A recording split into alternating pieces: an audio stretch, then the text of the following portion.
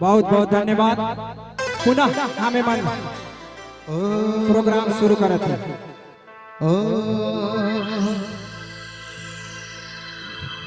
हमारे यूट्यूबर भाई थे यहाँ है, उम्र की फरमाइश है कि लगा के फिर लवली हो चाहिए।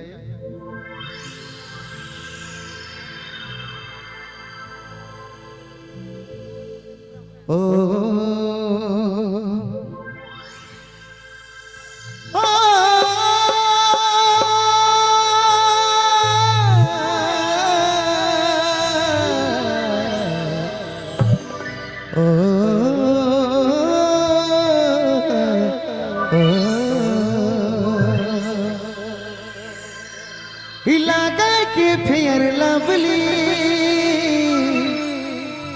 दूसरा पटल पगली हर तोर में का पकैरी दिलक ब्रेका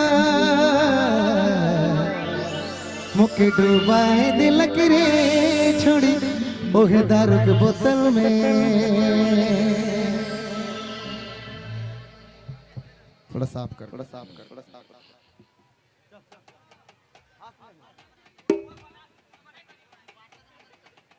एकदम मोर बाप भी बहुत खुश है।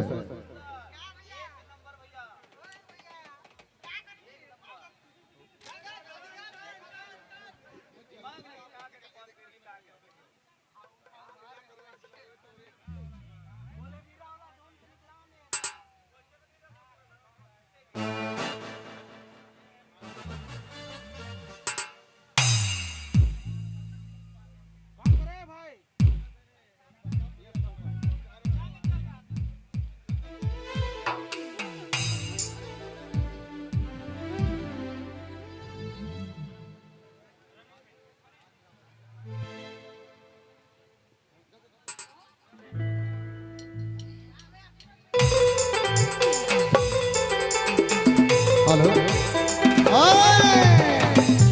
अरे वोकल में जाना है।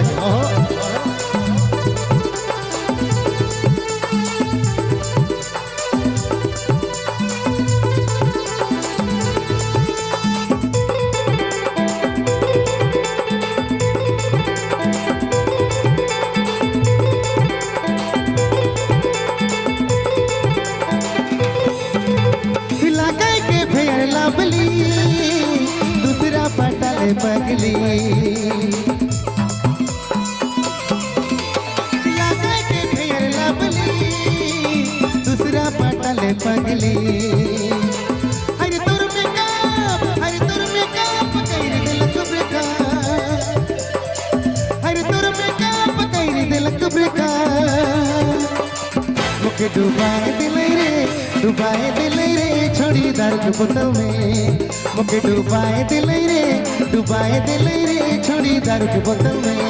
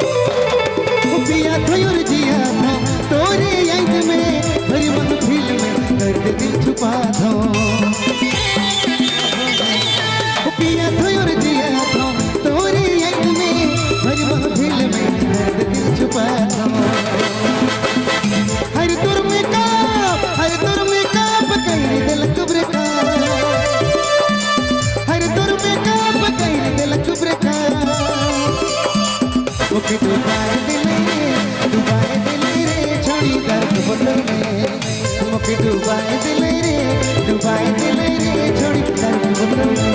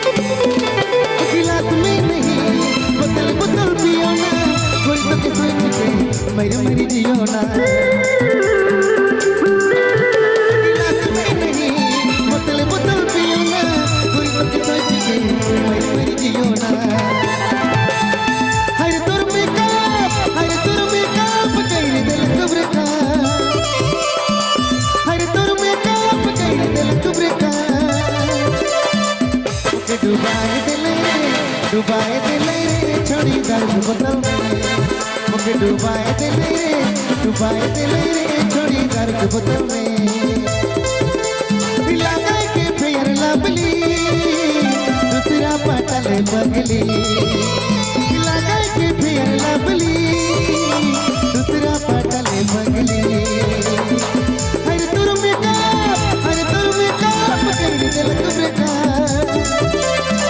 मुके डुबाए दिले रे छोड़ी दर्द बोतल में मुके डुबाए दिले रे छोड़ी दर्द बोतल में मुके डुबाए दिले रे छोड़ी दर्द बोतल में